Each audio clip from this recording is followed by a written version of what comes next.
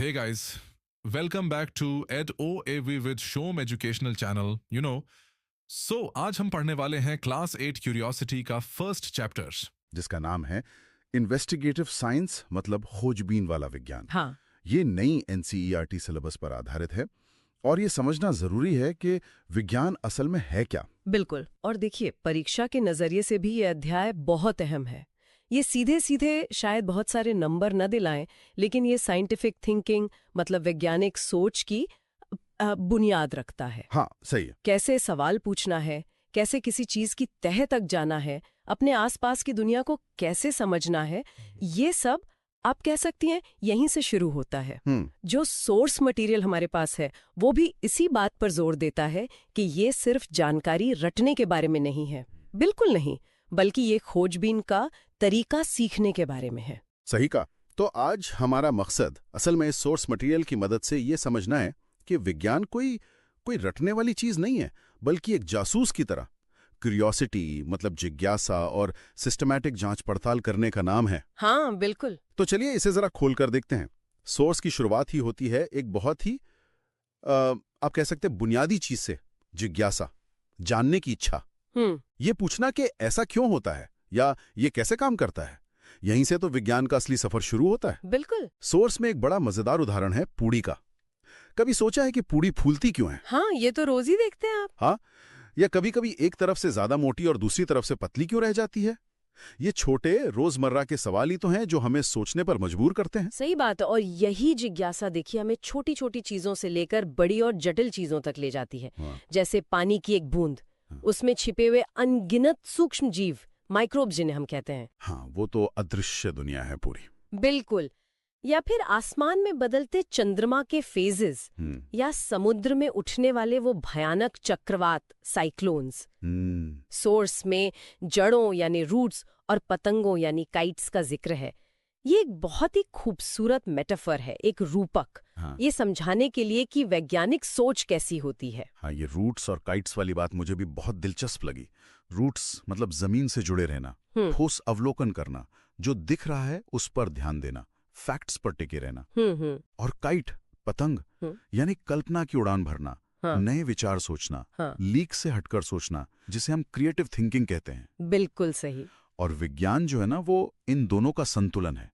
आपको तथ्यों पर आधारित होना है, मतलब हवा में बातें नहीं करनी है, सही, लेकिन साथ ही आपको नए तरीके से सोचने, नए संबंध जोड़ने की वो रचनात्मकता, वो क्रिएटिविटी भी दिखानी होगी। सोर्स ये भी इशारा करता है कि किताब में शायद पन्नों की डिजाइन में भी कुछ छिपे हुए पैटर्न्स या रेखाएं हो सकती हैं। अच्छा। जो अनजाने में वैज्ञानिक विचारों को दर्शाती हैं, जिससे सीखने का अनुभव थोड़ा और मजेदार बन सके। मकसद सिर्फ जानकारी देना नहीं है, बल्कि सोचने के तरीके को प्रेरित करना है। तो ठीक है, जिज्ञासा हो गई, कल्पना भी हो गई, क्रिएटिविटी भी आ गई, लेकिन सोर्स ये भी साफ करता है कि सिर्फ सोचते रहना या हैरान होना ही विज्ञान नहीं है। नहीं, बिल्कुल नहीं। इसमें व्यवस्थित जांच पड़ताल यानी सिस्टमैटिक इन्वेस्टिगेशन बहुत जरूरी है। इसका क्या मतलब है? यहाँ इसका मतलब है एक तय तरीका अपनाना, एक मेथड से काम करना, यूं ही अंदाजे नहीं लगाना। सोर्स के मुताबिक इसमें कुछ खास कदम शामिल हैं। क्या है वो कदम? पहला, सही और केंद्रित सवाल पूछना, आस्किंग फोकस्ड क्वेश्चंस। ऐसे सवाल जिनका जवाब ढूंढा जा सके, जो जांच के लायक हों। सिर्फ दुनिया कैसी है नहीं, बल्कि क्या तेल का टेम्परेचर बदलने से पूरी ज्यादा फूलेगी, जैसा केंद्रित सवाल। स्पेसिफिक होना। हाँ, स्पेसिफिक। दूसरा, प्रयोग करते समय चीजों को नियंत्रण करना, कंट्रोलिंग वेरिएबल्स। ये बहुत महत्वपूर्ण है। वेरिएबल्स वो चीजें होती हैं जिन्हें आप बदल सकते हैं, जैसे पूड़ी के आटे की मोटाई। हाँ, या तेल का तापमान, या आटे का प्रकार। सिस्टमैटिक जांच का मतलब है कि आप एक बार में सिर्फ एक वेरिएबल बदलें।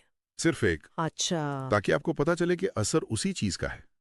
अगर आप मोटाई और तापमान दोनों एक साथ बदल देंगे, तो आप कैसे जानेंगे कि पूरी क्यों ज्यादा या कम फूली? हाँ, ये तो कंफ्यूजन हो जाएगा। बिल्कुल। तीसरा, ध्यान से अवलोकन करना, ऑब्जर्विंग केयरफुली। सिर्फ देखना नहीं, बल्कि गौर करना, क्या हो रहा है, कैसे हो रहा है, छोटी छोटी बातें भी नोट करना। हाँ।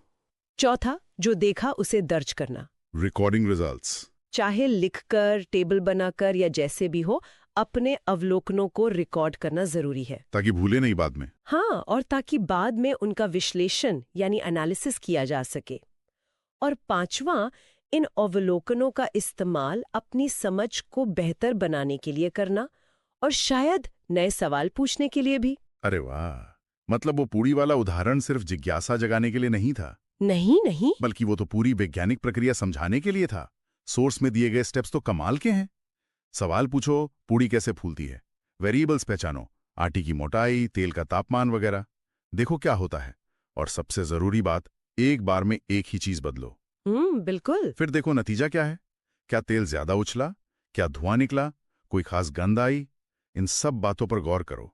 ये तो सच में किचन में ही विज्ञान की प्रयोगशाला बनाने जैसा है। बिल्कुल, यही सिस्टमैटिक तरीका है और ये दिखाता है कि विज्ञान करने के लिए हमेशा किसी बड़ी महंगी लैब की जरूरत नहीं होती। सही बात है। अपने आसपास की साधारण चीजों को ध्यान से देखना, उनके बारे में सवाल पूछना और फिर उन सवालों का जवाब ढूंढने के लिए एक तरीका अपनाना, यही वैज्ञानिक जांच की बुनियाद है।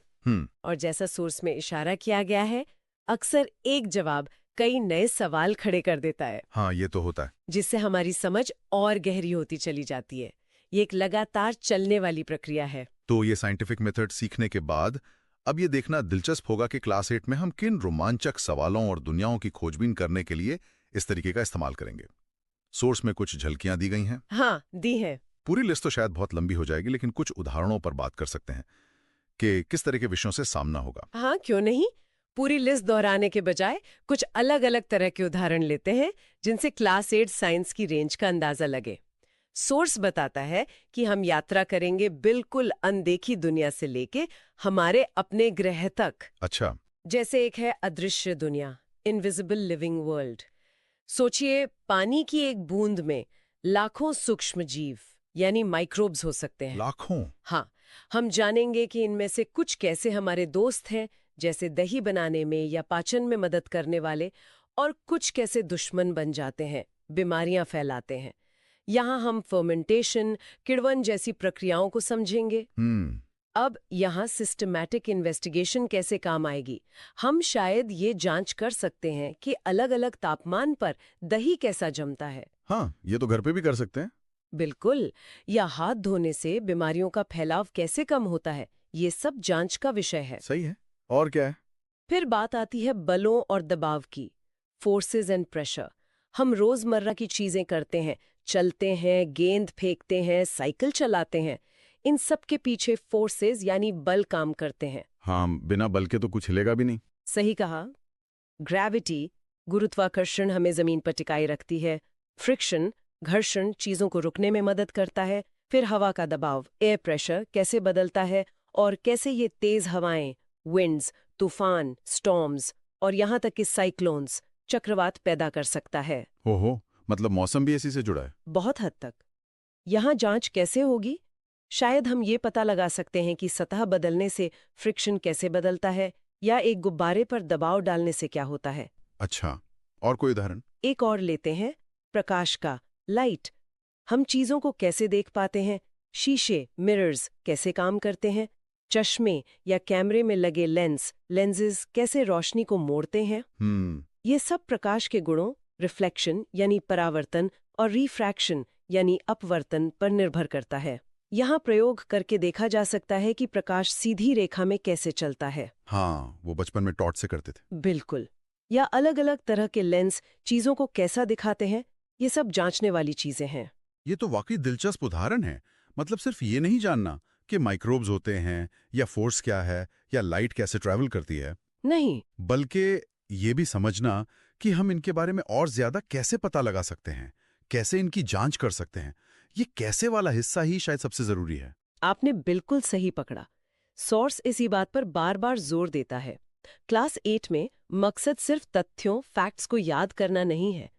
असली मकसद है जांच करने का तरीका, हाउ टू इन्वेस्टिगेट, वो सीखना, वो जिज्ञासा जगाना, केंद्रित सवाल पूछना सीखना, साधारण प्रयोग डिजाइन करना, ध्यान से अवलोकन करना और फिर अपने नतीजों को तर्क के साथ समझाना। मतलब पूरी साइंटिफिक मेथड को अपनाना। हाँ, संक्षेप में कहें तो साइंटिफिक मेथड को अपनी सोच का, अपने प्रॉब्लम सॉल्विंग का हिस्सा बनाना है।